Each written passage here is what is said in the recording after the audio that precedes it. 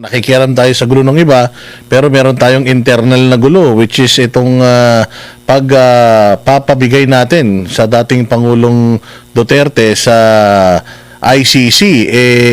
Dito lang, mukhang may posibilidad na makalabas itong interim release para kay Pangulong Duterte, pero sinasabi ng tagapagsinungaling ay tagapagsalita pala ng Malacanang na kung tatanggapin natin yon, parang nakipag-cooperate na tayo sa ICC, walang jurisdiction sa atin. Anong comment mo doon, madam? Alam mo, Boss Dada, maling-mali ang tagapagsalitang yan, no? Unang-una, ang sinasabihan mo ay Pilipino. Citizen ng Pilipinas. Natatandaan nyo nung panahon ng COVID na halos ayaw ng papasok at sinabi ni Presidente Duterte, mga Pilipino yan, papasukin natin dahil sila'y mga Pilipino. COVID yan. At pinagsalitaan ng mga experts, sir, mahirap tayo magpapasok kahit isang Pilipino dahil baka carrier yan, maipit tayo. But at the end, anong sinabi ni President Duterte? Pilipino yan, pabayaan yung makapasok sa kanilang bansa. Itong si Undersecretary Castro, para mo sabihin na wala na kaming pakailam sa ICC, para namang sinabi mo na hindi Pilipino si Duterte, at ang mahigit doon, naglingkod yan sa bayan.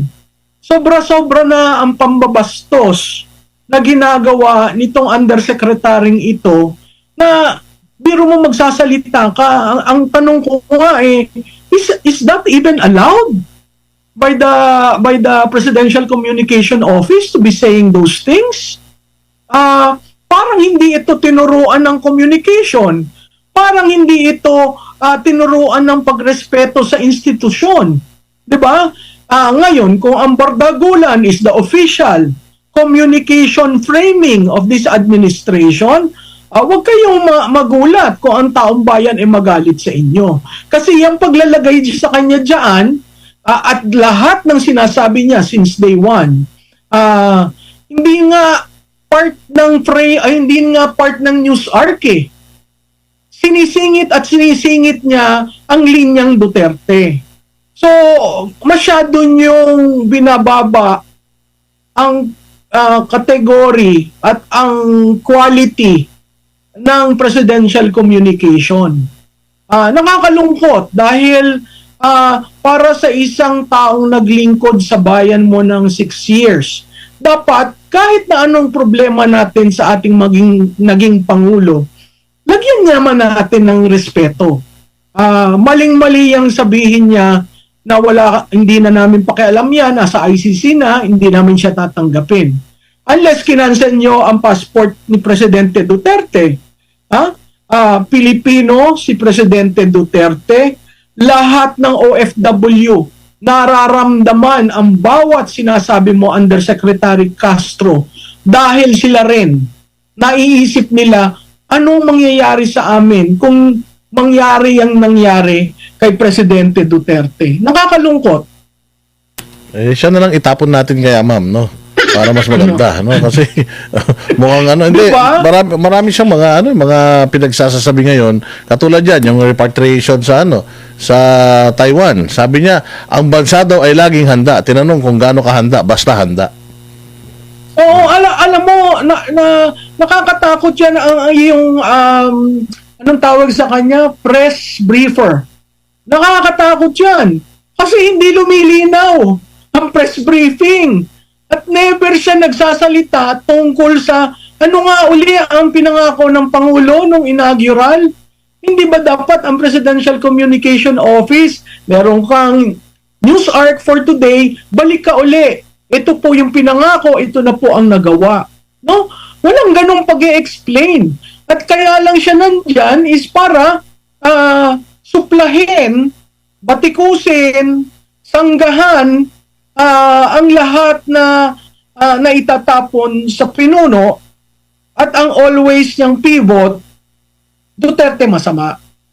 Yun ang, biro mo, pinapasweldo siya ng taong bayan.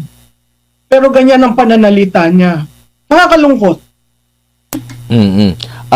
Yung pagpapalibing ni FPRRD kay Marcos Sr., ma'am, kumbaga maraming mga tumutol doon dahil nga sa ginawang pang-abuso during sa Marcos Sr., pero talagang naging shock absorber si former President Duterte na mailibing sa libingan ng mga bayani. Now ngayon, yung mga Pilipino ay in support naman dito kay former President Rodrigo Duterte. Lumabas sila, talagang inagalit sila doon sa mga pangyayari noon at nag-celebrate pa nga sila sa birthday, iba't ibang panig sa hindi po ba ito tingnan, parang binabaliwala lang ba nila ang kakayanan ng mga Pilipino ukol po dito, ma'am? Admar, sa isang banda, oo. Kasi hindi ni I guess shock sila sa nangyari nung March 28. Nagugulat sila na organic, nagugulat sila na on their own, no? Nagpuntahan. At hindi yan nangyari lamang sa Davao o sa Mindanao, pero nangyari sa globally. Hindi sila nagkomentaryo dyan.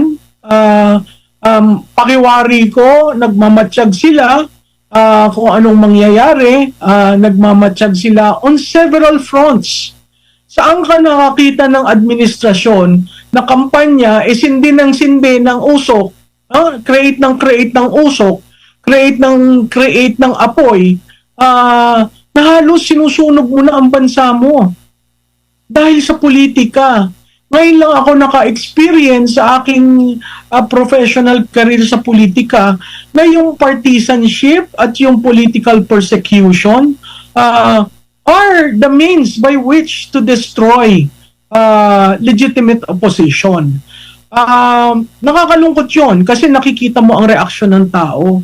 Dati nung nag-usap tayo, Admar, sabi ko, di ba, merong protest vote. Ngayon, klarado. Kaso, siguro, nagagawa sila ng mga senaryo para yung protest vote makalimutan, lumambot-lambot, pero sila ang nagsusunog ng republika. Hindi tayo. Kayo ang naninira ng republika. Hindi kami, no?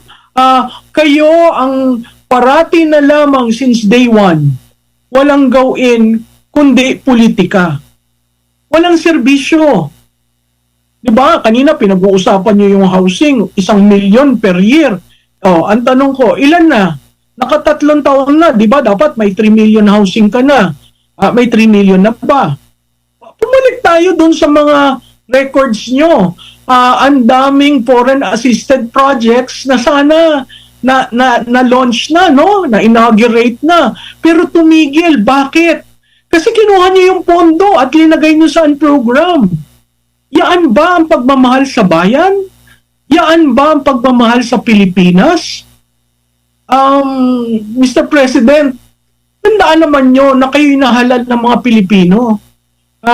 Kung sana man lang tingnan nyo yon habang kayo'y nag-iisip, habang kayo'y iniisip, paano ba ako lalabas dito sa gusot kong ginawa? Napakahirap po. Anong comment mo doon sa statement ngayon ng karamihan na ang pinakamagaling daw na tagapangampanya ng PDP laban itong si Pangulong Bongbong Marcos at itong kanyang tagapagsalita?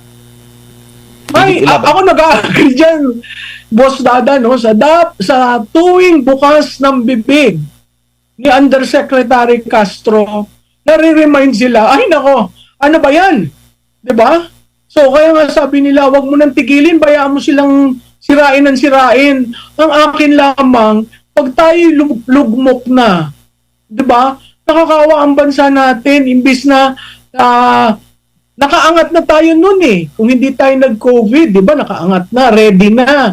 O nag-COVID, o sige, tulong-tulong tayo. Pero nung dumating si Mr. Marcos, talagang lugmok na naman. So,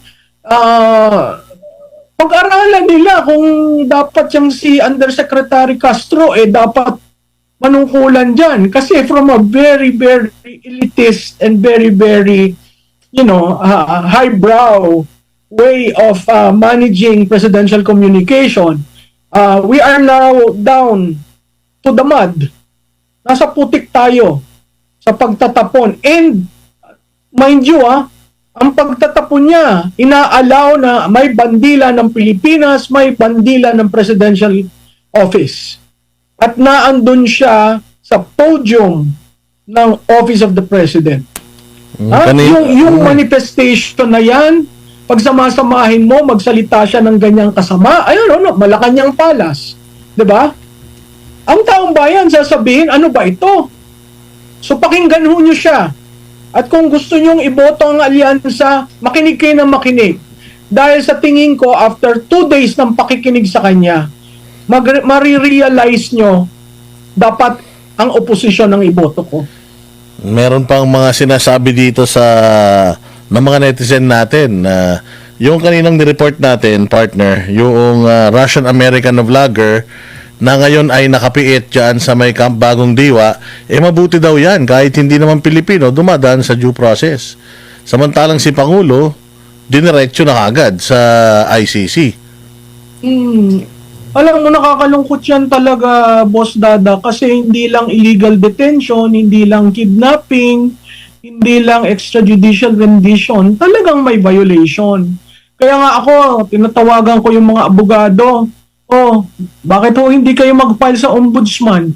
Diba? Illegal detention, kidnapping, extrajudicial rendition, violation of the constitutional, Marami Paano tayo magkakaroon ng accountability?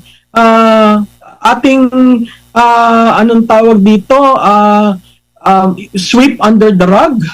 Itong mga ito, hindi magkakaroon ng accountability na tama, whether you are pro or anti, kasi hindi natin sinasagot ang mga lumalabas isa-isa. Katulad kanina, di ba? Doon sa hearing sa Senado, ang dami dong lumabas na masyasyak ka na iisipin mo, talagang pinagplanuhan. Talagang ang Estado, using the levers of power, ang nagpadala kay Presidente Duterte.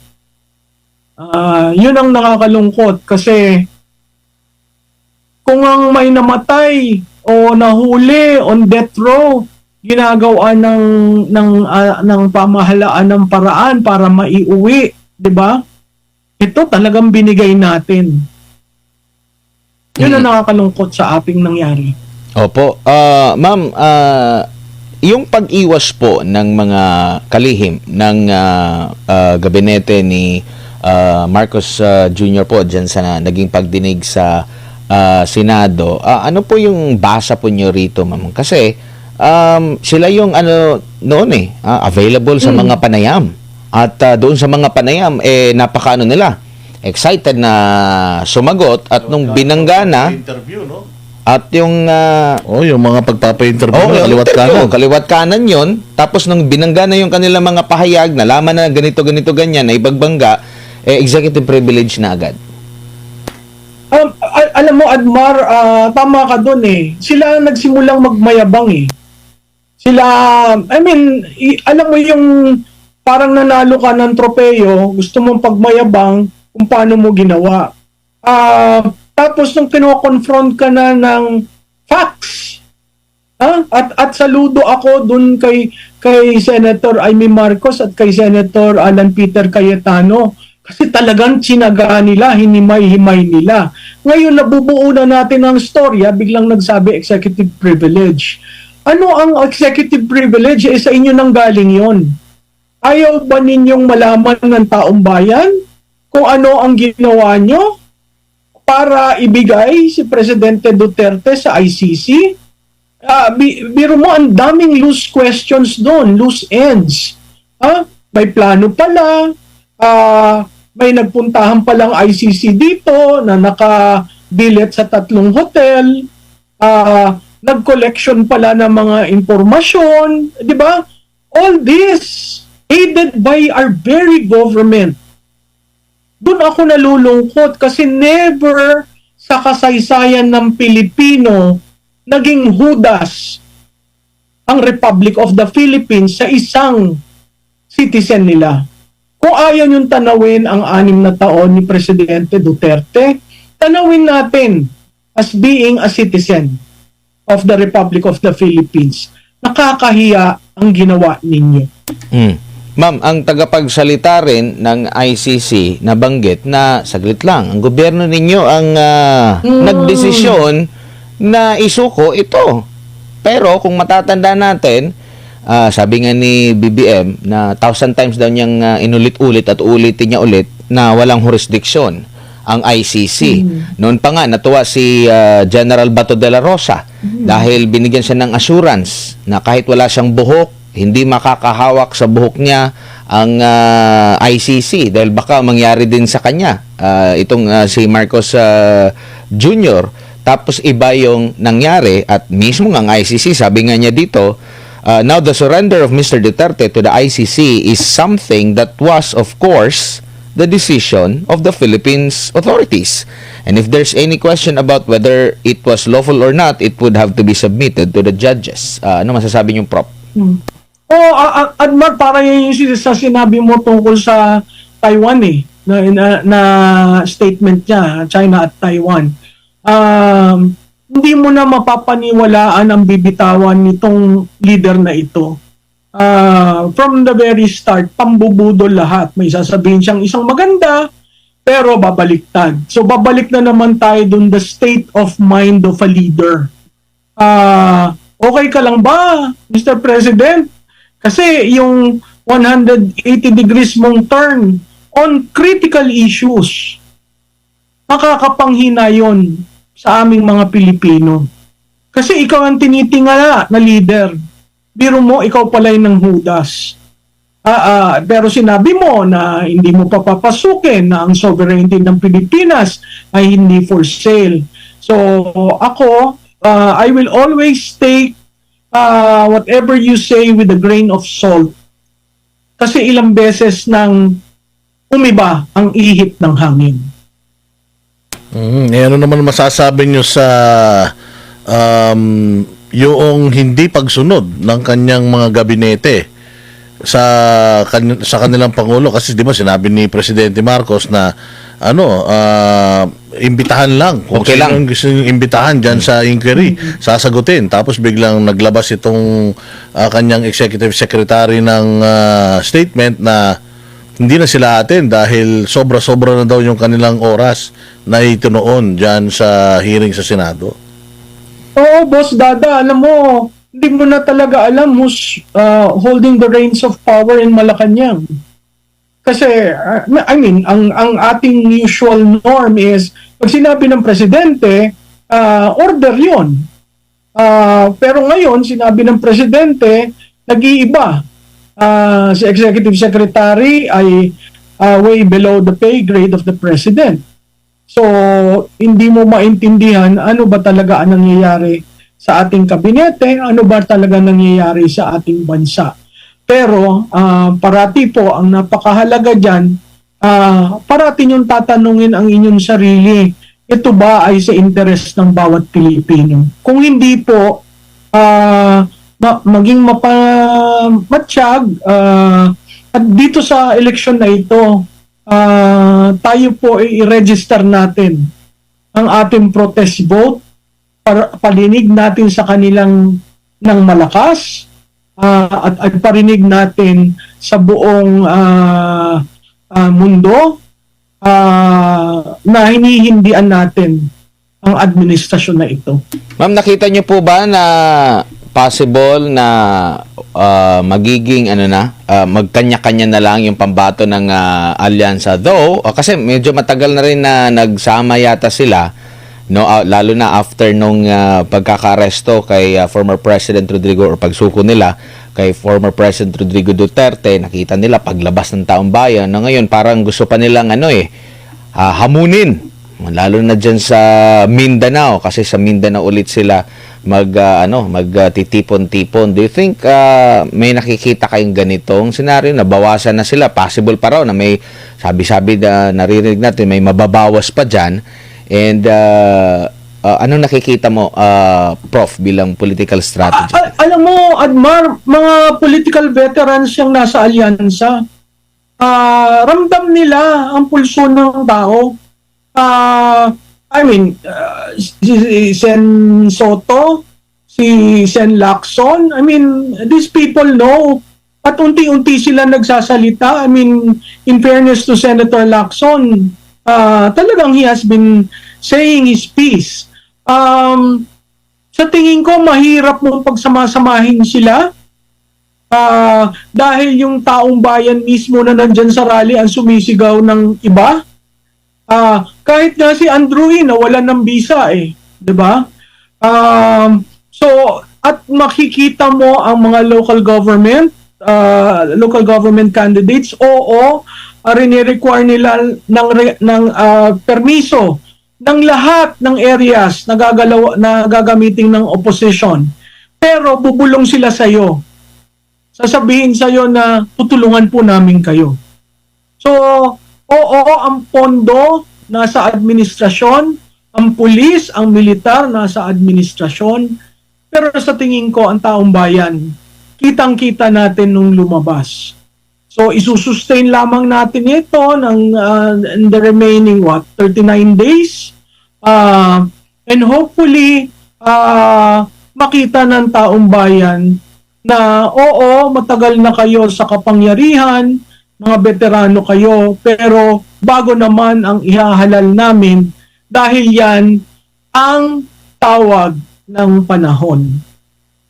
Siguro bilang panghuli, ma'am, mensahe nyo sa mga kababayan natin po na talagang sila yung pangunahing maapektuhan din ito dahil imbis na yung lagi nilang sinasabi na pagtugon sa problema sa pagtaas na presyo ng bilihin, kahirapan, pero parang iba yung inaatupag ngayon ng ating gobyerno po.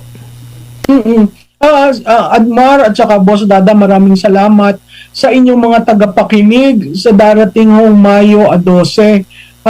Tandaan po natin, nagbago ba ang ating pamumuhay in the last 3 years under this administration? Pangalawa, ang Kongreso ba ay naging partner ni Juan de la Cruz sa mga maaayos na batas, sa mga paggamit ng pera ng ating taxpayers through the budget, at sa mga prosesong hindi mapaniil kay Juan de la Cruz? Kung ang sagot po niyo dyan ay hindi nagbago ang aking pamumuhay, humirap pa, hindi itong kongresong ito ang aking tinitingala para ako'y protektohan sa mga batas, bumoto po tayo ng straight Duterte 9. Okay? Iboto po natin yung mga independent candidates na gustong maghayag ng kanilang kagustuhang maglingkod. Iboto po natin yung ating mga re-electionists na hindi nagnakaw, hindi gumagamit ng bawal na gamot, at hindi ang feeling nila siya ang Diyos o Diyosa pagkatapos ng halalan. Ngayon, dun sa magbibigay ng pera, tanggapin po nyo. Pera po yan galing sa taxpayers. Kung makakatulong po yan, tanggapin nyo. Pero sana ang hiling ko, iboto po nyo ang nasa puso nyo.